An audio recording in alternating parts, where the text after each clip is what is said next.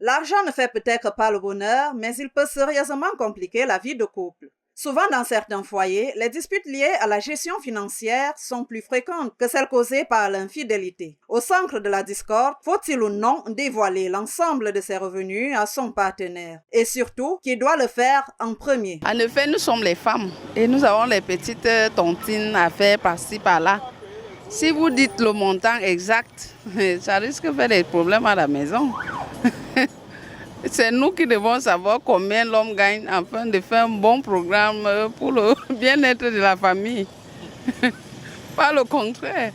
Mais à l'opposé, il y a ceux qui voient dans la transparence financière une preuve ultime de confiance et d'engagement. Pour un couple sérieux et sincère, vous devez vous avouer, vous dire les vérités. Si c'est une bamleke, puisque non, moi d'abord, j'approuve d'abord les femmes bamleke, puisque moi, je kiffe les femmes bamleke, parce qu'elles font les tontines. Donc si ma femme est bamleke et elle fait la tontine, oui, ok, là moi c'est d'accord. C'est pour nous deux, puis quoi, non, on dit que l'homme qui derrière sa femme est une partie sur une femme, et les gars font un.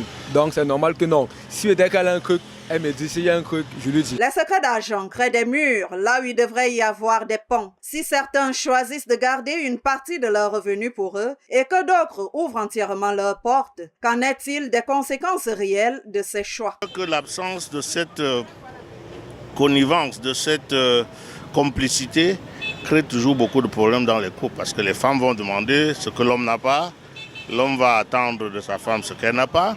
Et ça crée des problèmes. Donc, faut-il tout dire ou tout garder? Il n'y a pas de recette universelle. Mais une chose est sûre, au-delà des chiffres, c'est la manière dont le couple communique et se respecte dans la gestion de ses finances qui fait souvent toute la différence. Et si le cœur a ses raisons, le portefeuille lui aussi mérite d'être entendu à deux voix.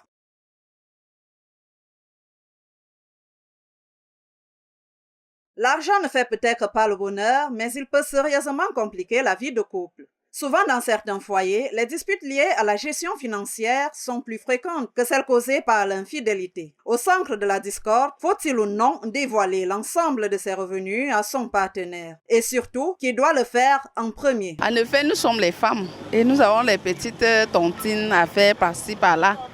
Si vous dites le montant exact, ça risque de faire des problèmes à la maison.